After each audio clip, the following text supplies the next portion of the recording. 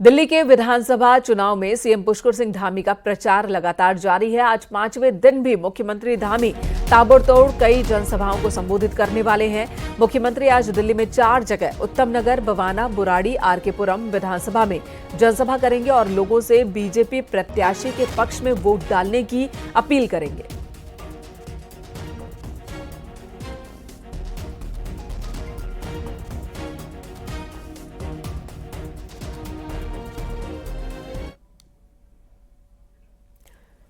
दिल्ली विधानसभा चुनाव में सीएम धामी का तूफानी प्रचार जारी है। शनिवार को रिठाला में सीएम धामी ने जनसभा को संबोधित किया और बीजेपी उम्मीदवार कुलवंत राणा के लिए वोट की अपील की।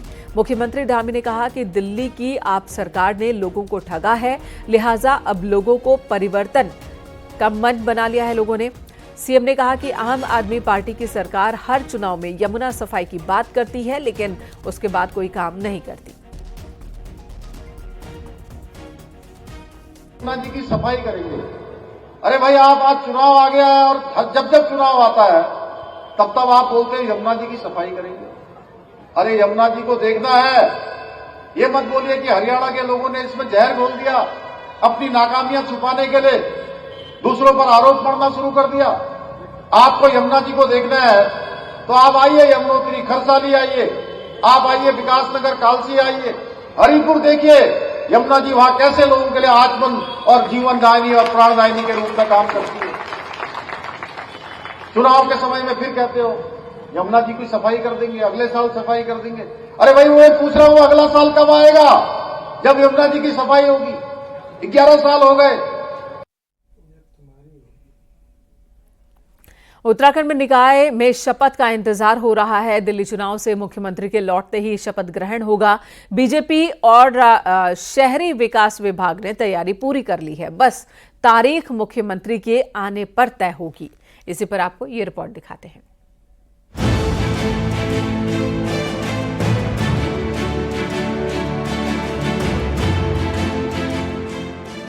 निकाय चुनाव के नतीजों को 1 हफ्ता हो चुका है, लेकिन निकाय में जीते मेयर और अध्यक्ष शपथ का इंतजार कर रहे हैं। खबर है कि 3 फरवरी के बाद निकायों में शपथ ग्रहण का प्रोग्राम होगा। 3 फरवरी को दिल्ली में चुनाव प्रचार खत्म होगा, तब मुख्यमंत्री पुष्कर सिंह धामी के वापस लौटने पर शपथ ग्रहण की तारीख तय होगी। बीजेपी निकायों में शपथ ग्रहण को ग्रैंड शो बनाना चाहती है ताकि शहर की जनता में जीत का बड़ा संदेश जाए। इसलिए प्रभारी मंत्री, विधायक, दर्जाधारी मंत्री अलग अलग जगह शपथ ग्रहण में मौजूद रहेंगे। वहीं शहरी विकास विभाग ने भी तैयारी पूरी कर ली है। बहुत जल्दी करें क्योंकि माननीय मुख्यमंत्री जी थोड़ा अभी दिल्ली में व्यस्त हैं। मेरे द्वारा फाइल अनुमोदित कर दी गई है।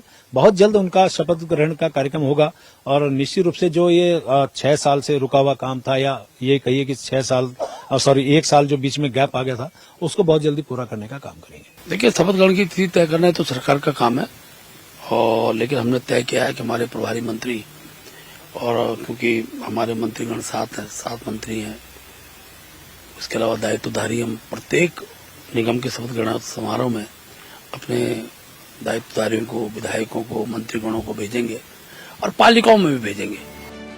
बीजेपी 11 में से 10 नगर निगम में चुनाव जीती, जिसके पीछे नेताओं को हिंदुत्व की सोच का बड़ा असर दिखता है। यही वजह है कि मेयर चुने गए उम्मीदवार शपथ ग्रहण के साथ सनातन का भी संदेश देना चाहते हैं और सोच रहे हैं कि शपथ के साथ भगवान राम का ध्यान और सुंदरकांड का पाठ हो। देखो, मैं बार पत्रकार बंधु मुझसे जब भी पूछते, मैं कहता हूँ मैं सनातनी आदमी हूँ, तो मुझे लगता है कि सनातन के अनुसार ही कार्यक्रम होने चाहिए। अब देखिए क्या क्या होता है उसमें।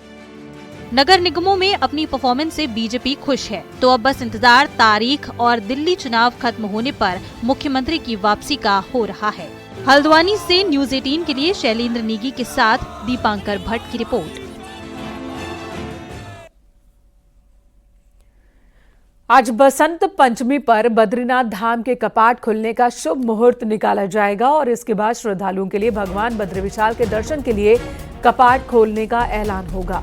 परंपरा के हिसाब से आज नरेंद्र नगर राजमहल में राज पुरोहित विधि विधान से महाराजा मंजूजेंद्र शाह की जन्मपत्री देखकर बद्रीनाथ धाम के कपाट खुलने की तिथि तय करेंगे, जिसके बाद बद्रीनाथ धाम के कपाट खुलने की तिथि का ऐलान किया जाएगा।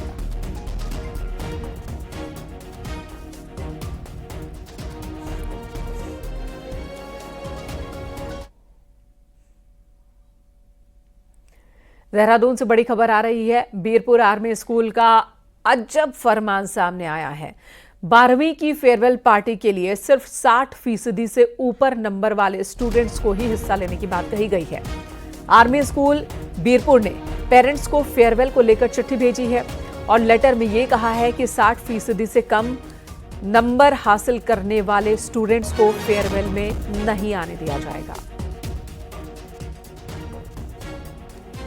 तो फेयरवेल नहीं दी जाएगी उन स्टूडेंट्स को जिन्होंने 60% से कम अंक हासिल किया है। उन्हीं स्टूडेंट्स को फेयरवेल दिया जाएगा जिन्होंने 60% से ज्यादा अंक हासिल किया है। 12वीं की फेयरवेल पार्टी को लेकर यह आदेश जारी किया गया है स्कूल की तरफ से। बहुत अजीबोगरीब फरमान है ये, जहां पर अंकों के आधार पर स्टूडेंट्स के साथ भेद। एक तरफ तो कहा जाता है स्कूलों में कि बच्चों का सर्वांगीण विकास ये स्कूलों का लक्ष्य है, ना कि अंक हासिल करने का प्रेशर, और दूसरी तरफ 60% से कम अंक हासिल करने वाले बच्चों को फेयरवेल नहीं दिए जाने की बात स्कूल की तरफ से कही जा रही है।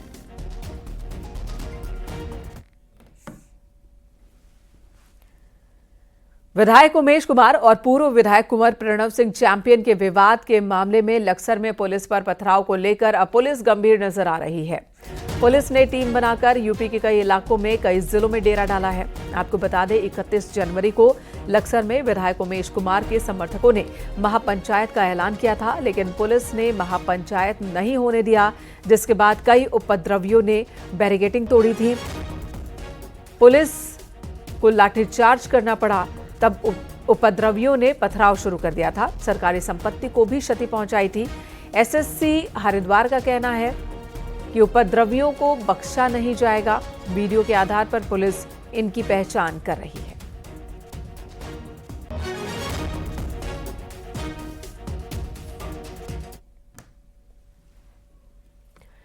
दरखानपुर विधानसभा में विधायक उमेश कुमार और पूर्व विधायक प्रणव सिंह चैंपियन के बीच खूनी संघर्ष के बाद चैंपियन हरिद्वार जेल में बंद है, लेकिन वहां भी बीजेपी नेता चैंपियन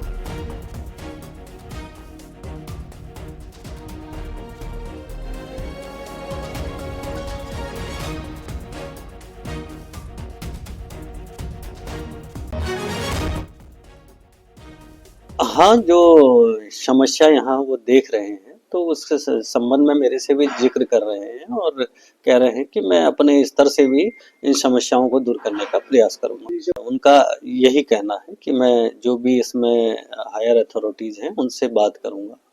क्या सामान्य सी समस्याएं हैं, जैसे कई जो बंदी की जो आजीवन कारावास वाले हैं उनके रिलीज नहीं हो पाते हैं कुछ रिपोर्ट्स की वजह से, तो उनका जो है इन्होंने मुझसे जिक्र किया और कहा कि मैं इस संबंध में जेल से निकलने के बाद जो है वार्ता करूंगा।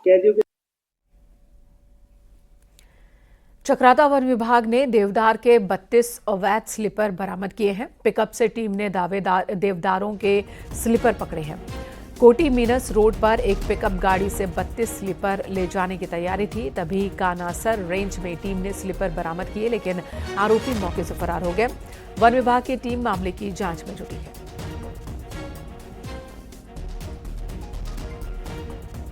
क्षेत्र में हमारा कुछ दिन पहले हमें सूचना मिली थी, जिसके जो टीम हमारी गश्त कर रही थी उनके द्वारा अवैध अभिवाहन करते हुए इमारती लकड़ी करते हुए एक वाहन सीज किया गया था रात में, जिसको जो वन अधिनियम है उसके तहत उसको सीज किया गया है।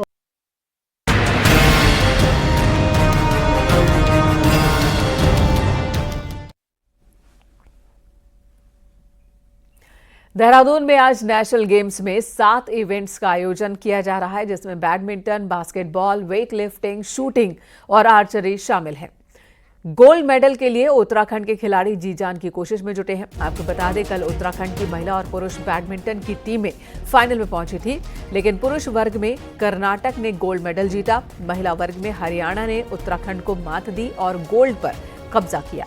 वहीं नेशनल गेम्स की मेडल टैली में एसएससी बोर्ड 26 मेडल्स के साथ पहले स्थान पर है, तो कर्नाटक 23 मेडल के साथ दूसरे स्थान पर, जबकि उत्तराखंड 16 मेडल के साथ 18वें स्थान पर है।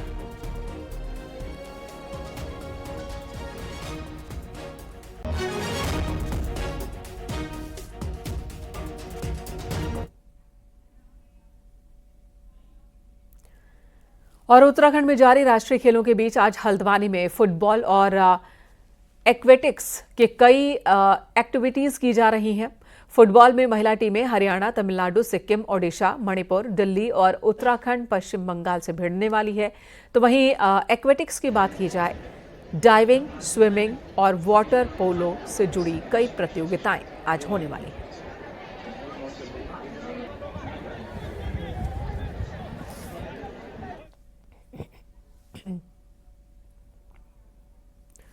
उधम सिंह नगर के रुद्रपुर में भी नेशनल गेम्स के कई महत्वपूर्ण इवेंट्स हो रहे हैं, जिनमें वॉलीबॉल से लेकर साइकिलिंग जैसे इवेंट शामिल हैं। शनिवार को डिफेंस सर्विस से जुड़ी सर्विसेज की टीम और उत्तराखंड के बीच वॉलीबॉल का रोमांचक मुकाबला हुआ। हालांकि इस दौरान उत्तराखंड को हार का सामना करना पड़ा, लेकिन बावजूद इसके उत्तराखंड के खिलाड़ियों ने अपने पूरे खेल कौशल का प्रदर्शन किया।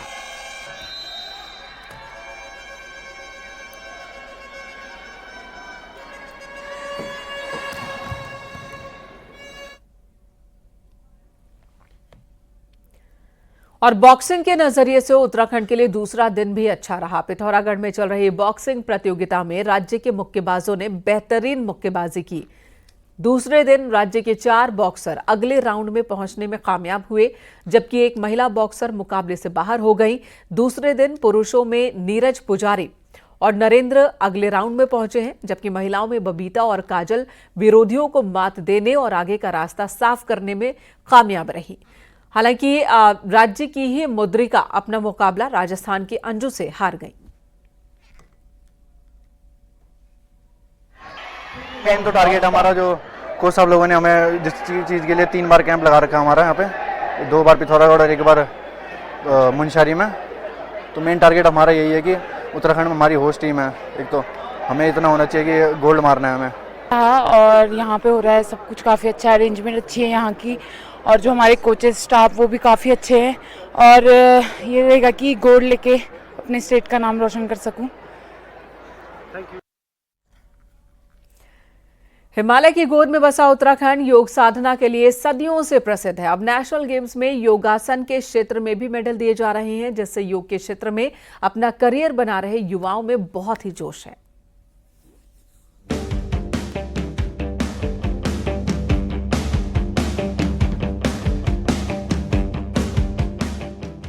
देश के 22 राज्यों के 171 योगा खिलाड़ी पहाड़ की शांत वादियों में योगासन कर रहे हैं। सांस्कृतिक और ऐतिहासिक नगरी अल्मोड़ा में योगासन की प्रतियोगिताएं हो रही हैं। वहीं प्रतियोगिता करा रहे योगाचार्य इस बात से खुश हैं कि ओलंपिक और दूसरे अंतर्राष्ट्रीय खेलों में योग को भी जल्दी ही स्थान मिल सकता है। योगासना क्या है कि बच्चों के कैरियर वाइज और हम अपनी संस्कृति को पूरी दुनिया में फैला रहे हैं। तो योगासन स्पोर्ट्स एक माध्यम है जिसने पूरी दुनिया के अंदर योगा को बढ़ाया एज ए स्पोर्ट्स फॉर्म में, और बच्चों ने, यूथ ने इसको एज ए कैरियर अपनाया। देखिएगा, आप देखिए नेशनल गेम्स के अंदर हमारे यहाँ 22 स्टेट के बच्चे आए हुए हैं, तो बड़े उत्साह के साथ इसमें पार्टिसिपेट कर रहे हैं। जिन जिन एथलीट के मेडल्स आएंगे उनको उनकी स्टेट कैश अवार्ड और जॉब ऑफर करेगी। देखने राष्ट्रीय खेलों में योगा में 5 श्रेणियों में 66 पदक दिए जाने हैं, जो खिलाड़ियों को भविष्य में नई ऊंचाइयों तक ले जाने में मदद करेंगे। ऐसे में खिलाड़ी भी बेहद उत्साहित हैं। योगा आया है हमारे लिए बहुत बड़ी बात है, आगे जाके इन फ्यूचर ओलंपिक में भी आ सकती है, तो हमें बहुत खुशी हुई है इस बात की, और हम चाहते हैं ये और भी आगे जाए, बच्चे आए इस इवेंट में पार्टिसिपेट करें, और इवेंट से भी मतलब बोले तो बहुत अच्छा ही है, क्योंकि सब गेम के लिए पहले हमें योगा करना पड़ता है। योगासन के एथलीट को एक एथलीट का दर्जा मिलेगा आने वाले समय पे। वो नेशनल गेम्स के साथ साथ भारत को रिप्रेजेंट करेंगे, एशियन गेम्स के लिए, ओलंपिक गेम्स में भी सब खेलेंगे। और इससे 1-2 फायदे ये हैं। सबसे पहला तो कि योगासन के एथलीट को एक तो एथलीट का दर्जा मिला, भारत को रिप्रेजेंट करने का मौका मिला। दूसरी चीज़ ये कि उनको करियर का कोई परेशानी नहीं होगी। अल्मोड़ा में 22 स्टेट के खिलाड़ी योगासन इवेंट के लिए पहुंचे हैं। ऐसे में आने वाले दिनों में योगा इवेंट में ओलंपिक में शामिल होने की उम्मीदें परवान चढ़ रही हैं। न्यूज़ 18 के लिए अल्मोड़ा से किशन जोशी की रिपोर्ट।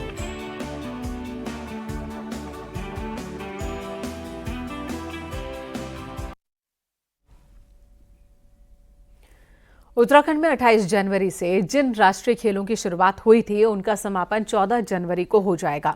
हल्द्वानी के इंटरनेशनल स्टेडियम में इन खेलों का समापन होगा। सीएम धामी ने समापन समारोह के लिए देश के गृह मंत्री अमित शाह को निमंत्रण दिया है। लिहाजा ये माना जा रहा है कि अमित शाह ही समापन समारोह के मुख्य अतिथि होंगे, जिसे देखते हुए सरकार और प्रशासन ने अपनी तैयारी शुरू कर दी है। हमारी जिस प्रकार से ओपनिंग सेरेमनी 28 जनवरी को माननीय प्रधानमंत्री जी के कर कमलों से हुआ है, मैं समझती हूँ कि क्लोजिंग सेरेमनी भी बहुत ही हम लोगों की कोशिश रहेगी कि उसे हम बहुत बेहतरीन करें, अच्छा करें, ऐतिहासिक करें, सबके लिए अस्मरणीय करें। और इतिहास में, उत्तराखंड के इतिहास में 25 वर्ष बने हुए हैं, रजत जयंती से पहले कभी ऐसा न भूते न भविष्य थे, इस प्रकार का एक उदाहरण प्रस्तुत करें, उस ध्येय को लेकर चल रहे हैं। रही बात मुख्य अतिथि कौन होंगे, तो मुझे लगता है कि जिस प्रकार से माननीय मुख्यमंत्री जी अमित शाह जी को आमंत्रित करने गए हैं, तो मैं यही समझती हूँ कि आने वाले समय में मुख्य अतिथि के रूप में हमारे गृह मंत्री जी उसमें हो सकते हैं।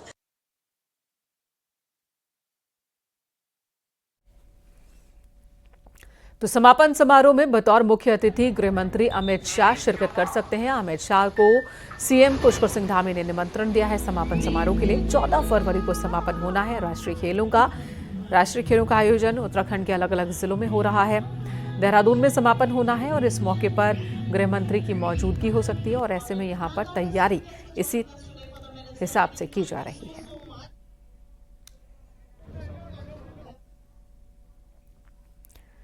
आज है बसंत पंचमी और इस पावन दिन पर हरिद्वार में हर की पैड़ी पर गंगा स्नान के लिए बड़ी संख्या में श्रद्धालु जुट रहे हैं। बसंत पंचमी पर गंगा स्नान का विशेष महत्व होता है। मान्यता के मुताबिक बसंत पंचमी पर गंगा में स्नान कर पीले वस्त्र दान करने से पुण्य की प्राप्ति होती है। बसंत पंचमी के स्नान के मद्देनजर पुलिस और प्रशासन की ओर से सुरक्षा के पुख्ता इंतजाम किए गए हैं।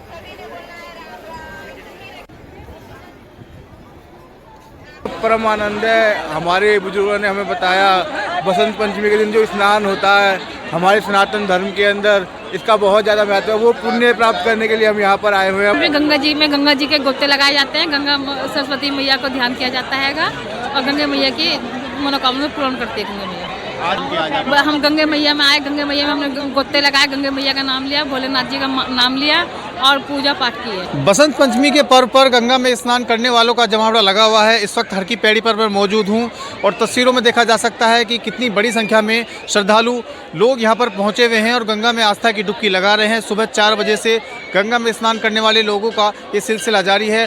प्रशासन को अनुमान है कि आज लाखों की संख्या में लोग स्नान करने के लिए पहुंचेंगे, लिहाजा प्रशासन की ओर से भी सुरक्षा और व्यवस्था के इंतजाम यहां पर किए गए हैं। पर्याप्त पुलिस बल की तैनाती की गई है और किसी भी तरह की कोई जाम की स्थिति यहां पर ना बने उसके लिए ट्रैफिक का जो रूट है, डाइवर्जन प्लान है, उसको भी यहां पर लागू किया गया है। सुबह 4 बजे से स्नान करने का सिलसिला जारी है। बसंत पंचमी पर मां सरस्वती की पूजा की जाती है और स्नान करने का भी, पवित्र नदियों में स्नान करने का भी बड़ा महत्व बताया गया है। न्यूज़ 18 पुलकित शुक्ला, हरिद्वार। पहाड़ के विंटर सीजन में इस बार महाकुंभ के चलते पर्यटक खासे कम दिखे, लेकिन अब अप्रैल से पर्यटन सीजन शुरू हो रहा है। पिछले साल पर्यटकों को नैनीताल में फजीहत झेलनी पड़ी थी, बावजूद इसके इंतजाम अब भी अधूरे ही हैं। इसी पर आपको ये रिपोर्ट दिखाते हैं।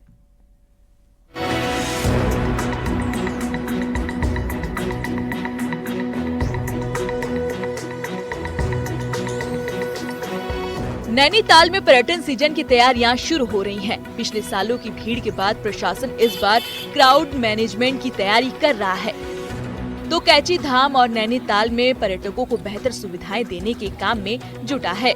पर्यटन सीजन से पहले 500 से 700 गाड़ियों की पार्किंग तैयार कर पाना अभी भी चुनौतियों से भरा हुआ है। तो रिंग रोड का प्रस्ताव अब भी शासन में लंबित है। हालांकि सड़क चौड़ीकरण में काम को मुक्ति दिलाने की योजनाओं पर प्रशासन काम कर रहा है। उसमें जो ट्रैफिक है उसको हम लोग वन वे करें। जब 500 व्हीकल्स की पार्किंग एक जगह पर बनेगी तो वहाँ उस पार्किंग के कारण भी कुछ कंजेशन क्रिएट होने की संभावना बनेगी। उसको देखते हुए उसको ईज आउट करने के लिए जो रिंग रोड है ये काम आएगी। इन सब तैयारियों के बाद हाई कोर्ट ने भी कई कामों पर ब्रेक लगाया है।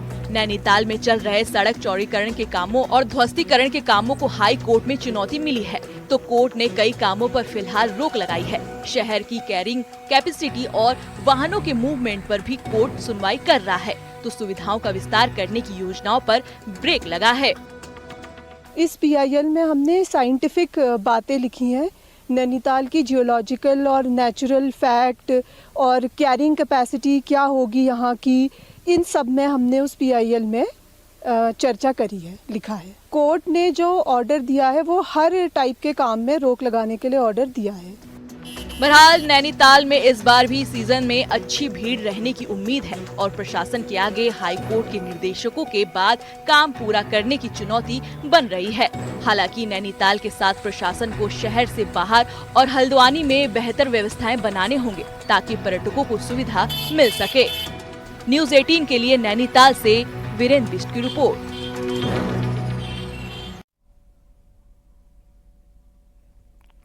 पहाड़ की सुंदरता में उत्तराखंड का राज्य वृक्ष बोरांश इन दिनों चार चांद लगा रहा है, लेकिन पौड़ी में बोरांश और फ्यूली के फूल समय से पहले ही खिल चुके हैं। इन फूलों को समय से पहले खिलता देख जहां लोगों के चेहरे खिल रहे हैं, तो वहीं समय से पहले बोरांश और फ्यूली के फूलों का खिलना पर्यावरण विदों की चिंता बढ़ा रहा है।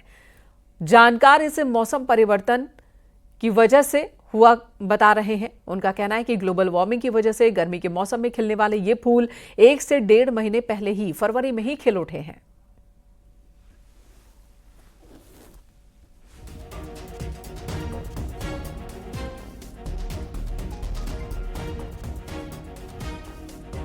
पहले हमारे समय में ये जो है फ्यूली और बोरांश का फूल जो है मार्च और अप्रैल में खिला करते थे, लेकिन वर्तमान समय में ये जो है जनवरी और फरवरी में खिल रहे हैं। निश्चित तौर पर जो है जलवायु परिवर्तन हो रही है और धरती का तापमान बढ़ रहा है। क्लाइमेट चेंज पहाड़ों में ज़्यादा देखा जाता है क्योंकि ये ऊंचाई वाले क्षेत्र हैं, और स्पेशली अगर आप हिमालय के कंटेक्स्ट में बात करो तो हिमालय में क्लाइमेट चेंज ज़्यादा होता है, और क्लाइमेट चेंज की जो फ़र्क है, इम्पैक्ट ऑफ क्लाइमेट चेंज हम कहते हैं, वो हिमालयन रीजन में ज़्यादा है।